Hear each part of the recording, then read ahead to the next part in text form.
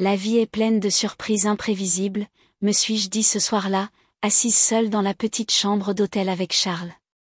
Mon mari, Adrien, qui était dans une autre ville depuis quelques mois, m'avait déjà laissé si tendue. Il me manquait, bien sûr, mais ce n'était pas seulement son absence, c'était sa négligence, son manque d'intérêt, le vrai problème. Les nuits solitaires me rongeaient l'âme. Mais comment pouvais-je savoir que demander à mon beau-fils, Charles, de me conduire chez mon père finirait par nous coincer dans une chambre d'hôtel ensemble? Une petite chambre avec un lit simple. Je n'avais aucune idée de ce qui allait se passer. Laissez-moi tout vous raconter depuis le début, chaque petit détail. Croyez-moi, la fin de l'histoire sera bien plus palpitante que vous ne l'imaginez. Ce matin-là, en quittant la maison, je me suis aperçue dans le rétroviseur. J'étais tendue, certes, mais j'avais toujours bonne mine. Même avec Adrien qui me laissait seule, j'étais désirable. J'étais vivante. Mais même ça ne me suffisait plus. Ça ne me satisfaisait plus. Dans la cuisine, Charles finissait son petit déjeuner quand je l'ai interpellé de derrière. Tu commences la fac à la fin de l'été, je sais, mais tu dois améliorer ta conduite. Viens, emmène-moi voir ton grand-père. Il m'a regardé avec ce même sourire malicieux de toujours. Charles était un garçon adorable, avec un côté drôle et original, mais parfois il pouvait être un peu trop. D'accord, belle-mère, dit-il en plaisantant, mais à une condition. Dis à papa de m'acheter une meilleure voiture pour l'été. On va en parler, dis-je sèchement, le pressant de partir. Pourtant, intérieurement, je pensais à ce voyage, mais je ne savais pas qu'il ne se passerait pas comme prévu. On roulait depuis environ 3 heures. J'étais sur la banquette arrière, jouant avec mon téléphone, tandis que Charles fredonnait une chanson à la radio, lançant des blagues idiotes de temps en temps, ce qui le faisait rire. Soudain, la voiture a fait un bruit horrible, un sifflement, puis s'est complètement éteinte. « Qu'est-ce qui se passe ?» demandai-je, en essayant de ne pas paraître trop effrayé. « Je crois que la voiture est tombée en panne, » murmura Charles. Il s'est garé sur le bord de la route, visiblement agacé, et on s'est retrouvé coincé au milieu de nulle part. Mon téléphone n'avait presque plus de réseau, et il n'y avait personne pour nous aider. On a passé 3 heures à se disputer, à appeler tous les garagistes possibles et à essayer de réparer le truc. Finalement, on a dû se rendre à l'évidence, la seule option était de passer la nuit au motel le plus proche. À la réception, pendant que Charles parlait au type à l'accueil, je restais derrière lui, extrêmement frustré. Si Adrien apprend ça, il va devenir fou, me suis-je dit. Mais, curieusement, à ce moment-là, je n'y ai pas prêté attention. Je savais que cette nuit allait changer les choses avant que cette histoire ne devienne encore plus folle. Abonne-toi à ma chaîne et active les notifications. Croyez-moi, vous ne voudrez pas manquer la suite. J'aimerais voir votre soutien dans les commentaires et avec vos likes, pensais-je, comme si je racontais cette histoire à un public. Quand j'ai ouvert la porte, toutes mes attentes se sont envolées. L'espace était minuscule, à peine assez grand pour se retourner, un lit, une table de chevet, une lumière tamisée et vacillante au plafond qui rendait tout sale. La climatisation fonctionnait à peine, et la seule petite fenêtre donnait sur le parking. « C'est ici » murmurai-je, déçu. Charles entra derrière moi en riant. « Tu t'attendais à quoi ? Un hôtel 5 étoiles, belle-mère. Ce n'est qu'une nuit, ajouta-t-il avec un ton moqueur et ce même sourire espiègle. Ça me rendait folle, mais en même temps, ça réveillait quelque chose en moi que je ne pouvais expliquer. Et, même si je détestais l'admettre, l'idée d'être coincé ici seul avec Charles ce soir ne me semblait pas si terrible. Tu t'attendais à quoi ? Un hôtel 5 étoiles ? On n'est là que pour une nuit. Du calme, belle-mère, répéta-t-il, son ton moqueur et son sourire malicieux aggravant ma frustration. Mais en même temps, je ne pouvais pas dire que je détestais Charles, son attitude insouciante et détendue. Être près de lui, même si je ne l'admettrais jamais, éveillait quelque chose que je ne comprenais pas vraiment. Je crois que j'ai besoin d'une douche, sinon je vais m'évanouir, dis-je en me frottant la nuque. Bien sûr, dit Charles en se laissant tomber sur le lit avec un bruit d'emballage, s'allongeant sur le dos. Fais ce que tu as à faire, belle-mère. Je le regardai une seconde. Sa silhouette mince mais tonique, combinée à son léger air enfantin, lui donnait un charme étrange. Mais je tentai rapidement de chasser cette pensée de mon esprit. Après tout, c'était le fils d'Adrien. Je suis allé dans la salle de bain et j'ai fermé la porte derrière moi. Instantanément, je me suis fixé dans le miroir. Mes cheveux étaient collés à ma peau à cause de la chaleur, mais j'étais toujours aussi belle. J'avais encore cette étincelle. En ouvrant la douche, j'ai laissé couler l'eau et je me suis glissé dessous, espérant que cela laverait le chaos de mes émotions. J'ai 52 ans, pensais-je. Et Charles? Il n'est plus un enfant, il a 22 ans. Il est sur le point de commencer l'université, et nous voilà coincés ensemble dans cette petite chambre d'hôtel pour quelques jours. Cette pensée me perturbait et m'excitait d'une manière que je ne pouvais pas décrire. Adrien m'est venu à l'esprit. Adrien, je voulais te faire une surprise. Je voulais venir te voir pour être avec toi, mais maintenant je suis coincé dans cette chambre d'hôtel avec ton fils, et je ne sais pas comment je me sens à ce sujet. La vapeur de la douche remplit la petite salle de bain. La chaleur me détendait, tandis que mon esprit s'emballait. Le sourire de Charles, sa nature décontractée, éveillèrent quelque chose d'inattendu en moi. Debout sous le jet d'eau, je ne savais pas ce que cette étincelle allait donner, mais je savais que quelque chose changerait plus tard. Je décidai de descendre dîner pour me changer les idées. J'enfilai une robe légère et fluide, parfaite pour la chaleur, mais qui me mettait aussi un peu plus à l'aise, essayant de me débarrasser de cette étrange tension. Le restaurant de l'hôtel était simple mais chaleureux, idéal pour un si petit endroit. Je commandai un repas léger et un verre de vin, espérant que cela m'aiderait à me détendre. Le soleil s'était couché, et les lampadaires de l'hôtel brillaient doucement. Assise là, je ne pouvais m'empêcher de laisser mon esprit vagabonder vers la chambre à l'étage. Je me demandais ce que Charles faisait. Quelqu'un de si agité et plein d'énergie ne s'amusait probablement pas beaucoup dans une pièce exiguë, mais son attitude détendue, si insouciante et désinhibée, me rendait folle d'une manière que je ne pouvais expliquer. Après avoir terminé mon verre, j'ai jeté un dernier coup d'œil à mon assiette et j'ai lentement commencé à monter les escaliers. En arrivant dans la chambre, tout était silencieux. J'ai ouvert la porte, et le spectacle qui s'offrit à moi me coupa le souffle l'espace d'un instant.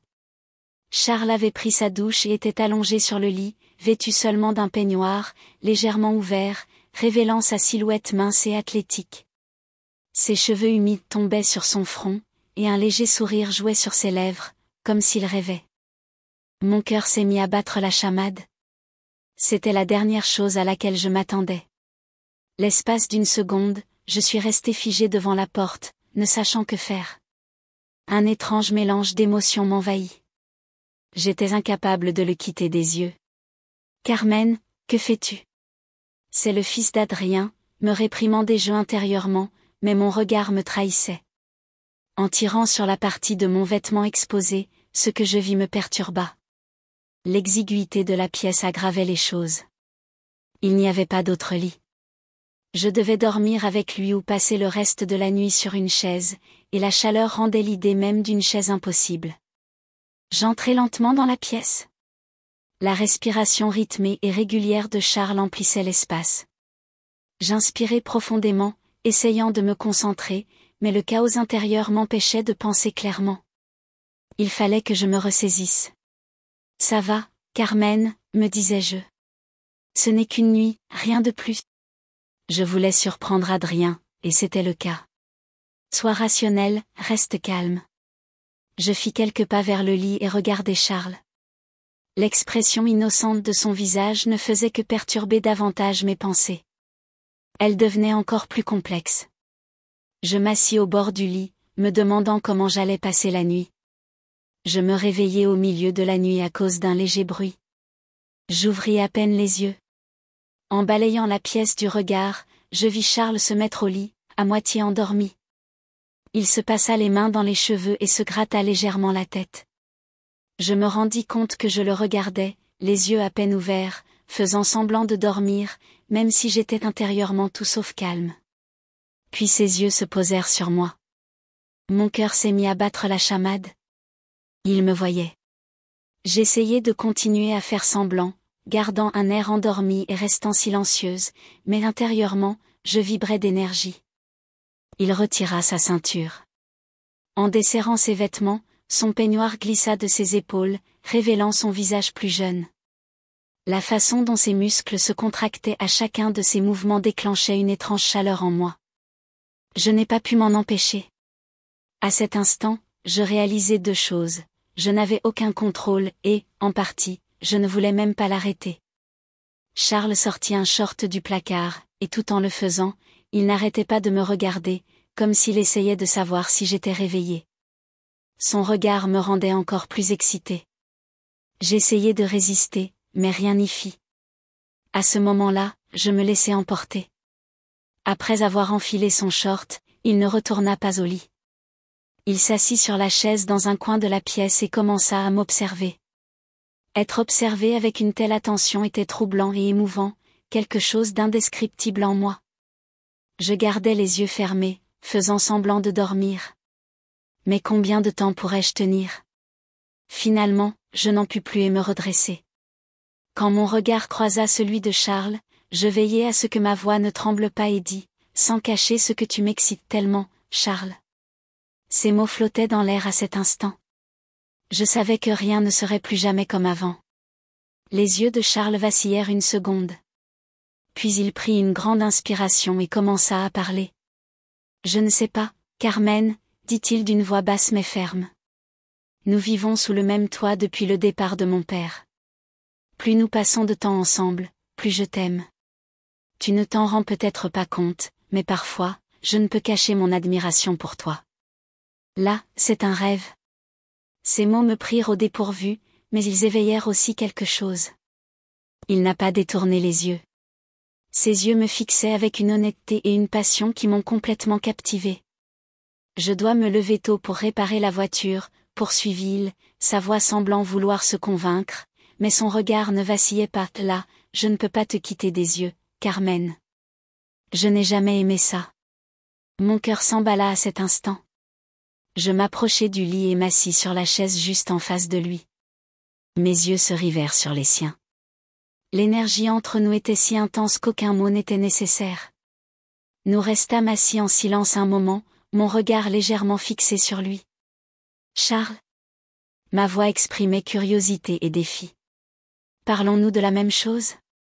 Le regard de Charles s'approfondit, comme s'il voulait vivre ce moment plus que des mots. Il ne répondit pas, mais son regard en disait long. Et c'est là que je compris qu'il n'y avait pas de retour en arrière possible. Quand je le regardais dans les yeux, une vague de courage et de désir incontrôlable déferla en moi. Le mélange d'hésitation et de passion dans ses yeux ne fit que me pousser plus loin. Je pris une grande inspiration et repris la parole. Ma voix, calme mais ferme, attirait toute son attention. Quand je suis entrée dans la pièce, tu dormais, ta robe légèrement ouverte, et je ne pouvais détacher mon regard de toi. Cela m'a affecté plus que je ne l'aurais cru. On ne peut pas échapper à ça, on le sait tous les deux. Tandis que mes mots flottaient dans l'air, je fis un pas en avant et me levai lentement. Son regard suivait chacun de mes mouvements. Sa respiration s'accélérait. Je ne pouvais contenir l'excitation qui m'envahissait. Mes doigts atteignirent la ceinture de ma robe, et tandis que je la dénouais lentement, j'entendais le changement de sa respiration à chacun de mes mouvements. Je pense, dis-je en baissant la voix jusqu'à un murmure, qu'il faut qu'on règle ça, Charles. J'ai lentement baissé la fermeture éclair au dos de ma robe. Le tissu glissa de mes épaules jusqu'au sol, l'air frais effleurant ma peau, seulement agité par le ventilateur. Son regard en disait long, surprise, admiration et une attirance indéniable. Il ne put résister. Le silence entre nous était un lien. Nos souffles fusionnèrent sans se quitter des yeux. Je fis un pas de plus vers lui et dis à voix basse, on verra si on parle vraiment de la même chose.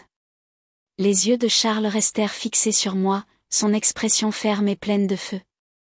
Soudain, il se leva, sans me quitter des yeux, et alluma la lumière de la pièce. Une douce lueur emplit l'espace.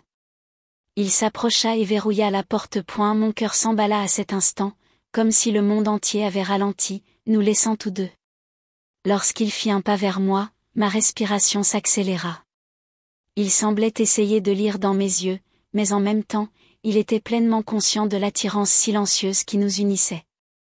Alors qu'il se rapprochait, ses mains trouvèrent ma taille, et un courant électrique me parcourut. Sans un mot, il se pencha. Son regard était sur moi. Je ne protestais pas. Je ne pouvais pas. Tout cela était naturel, comme si cela devait arriver. Quand, enfin, toute la tension intérieure se dissipa, son toucher était lent et exploratoire, mais avec une force indéniable. Mes mains atteignirent instinctivement ses épaules et m'enveloppèrent. L'espace entre nous disparut complètement, nos souffles se mêlant. Cet instant, telle une explosion de toutes les émotions inexprimées entre nous. La jeunesse et l'énergie de Charles se heurtèrent à la profondeur de la passion que je portais depuis des années. C'était le début de quelque chose, un début à la fois terrifiant et palpitant. Cette nuit-là, il n'y avait plus moyen de cacher ce que nous étions l'un pour l'autre. Je retombai sur le lit, épuisé, mais mon esprit s'emballait. Ma respiration était toujours irrégulière. Mon pied effleura le tissu de ma robe qui gisait par terre. Charles me fixa du regard, une énergie intense et calme irradiant de ses yeux. Un instant plus tard, il s'accroupit et ramassa la robe. Ses doigts effleurèrent légèrement l'endroit où mon pied avait été posé. Ce simple geste m'enflamma. Tandis qu'il tenait la robe pendant une seconde, je vis une lueur d'hésitation sur son visage, vite remplacée par de la détermination. Il la posa. Ses mains se dirigèrent vers le bord du lit. Lentement, il grimpa sur le matelas, ses mouvements prudents et réfléchis tandis qu'il s'approchait de moi. L'expression de son visage trahissait son excitation et son attirance magnétique. Tandis qu'il se dirigeait vers l'autre côté du lit, Charles remarqua sa proximité. Mon cœur battait encore fort, et ma respiration s'accéléra lorsque je le vis se pencher vers moi. Je réalisai que la distance entre nous avait presque complètement disparu. C'était comme si tout avait atteint un point de rupture. Il n'y avait pas de retour en arrière possible. J'étais à la fois blessée et excitée, regardant le plafond et voyant le visage de Charles.